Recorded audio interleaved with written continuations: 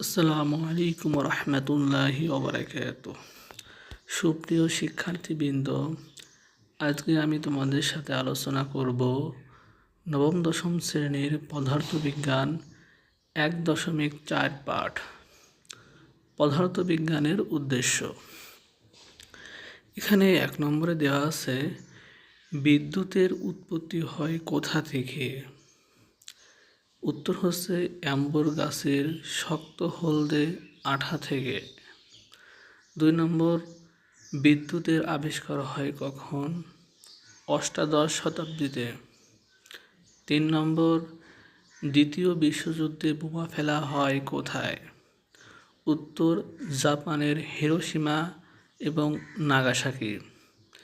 হিরোশিমাতে বোমা ফেলা হয় যার নাম ছিল লিটল বয়, এবং নাগাসাকিতে যে বোমা ফেলা হয় তার নাম ছিল ফ্যাটম্যান।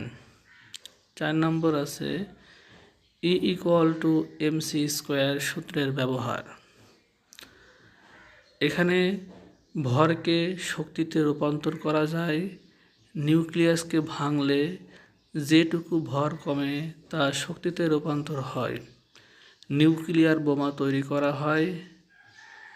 নিউক্লিয়ার বৈদ্যুতিক কেন্দ্র স্থাপিত হয়, অর্থাৎ নিউক্লিয়ার বিদ্যুৎ কেন্দ্রে এই E=mc² সূত্রের মাধ্যমে বিদ্যুৎ উৎপাদন করা হয়।